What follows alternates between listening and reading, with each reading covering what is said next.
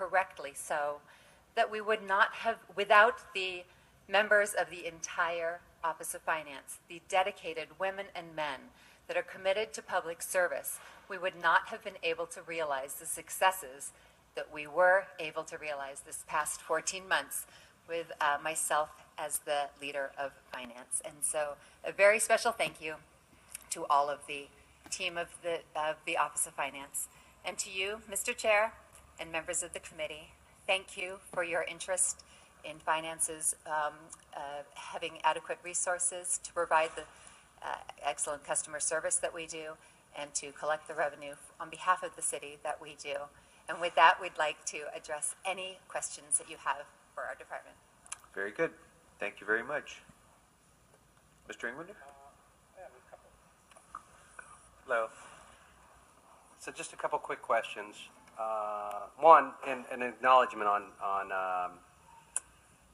the one-time funding for delinquent account tracking system. So I think that's great, and I think that's a good thing to do. But on the customer support metric on page 268, it says that the call centers, the call answered is being reduced as a goal from 98% last year to 85% this year. And I'm wondering, well, why we're attempting to reduce the goal of customer service, and particularly on the call centers. Customer service is actually a high priority for finance.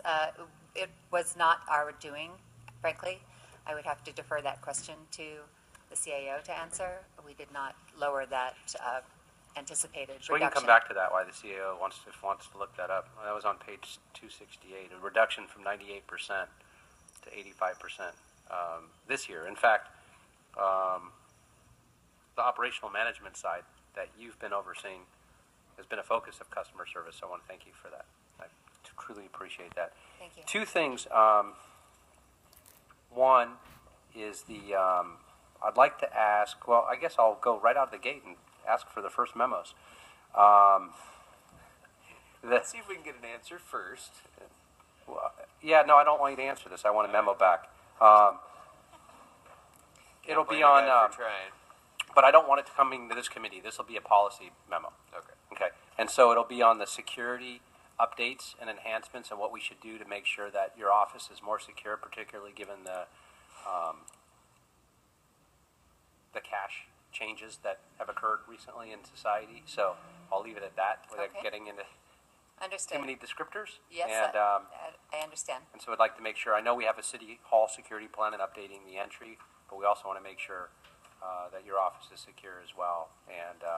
And so LAPD can work with you and report back Thank to you. the Public Safety Committee on that. We share that priority and that concern. Thank you very much. Yes. And then the other thing I wanted to ask was about the change of date that you and I have talked about, and the idea that if there's some way we can get businesses to submit their business tax when the rest of their federal and state taxes are due at the same time, because right now, as it is, it's for years and years and years, they have to keep two separate sets of books as it is because of gross receipts versus what they have to submit to the feds. But in the city of Los Angeles, they have to submit much sooner as well. And it's very difficult, not only for businesses, but also for CPAs and the like. And we've talked about that. And I'm wondering if we can make that an initiative to look at this year. Certainly, we can look at altering the date. In fact, we have been talking about the possibility of phasing it in for different segments of different targeted registrants, different types of businesses, depending on those that are paying versus receiving an exemption. So we'd be happy to explore that further with you. And I mean, that thing, I think that's one real place that we really haven't focused on in terms of being business friendly, is just the actual due date. And businesses having to scramble early to get it done for the city.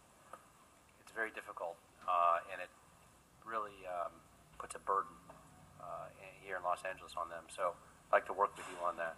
Okay. We are pleased that you didn't ask to note that 75% of our businesses are renewing online as of this time, so we're very pleased to report that statistic.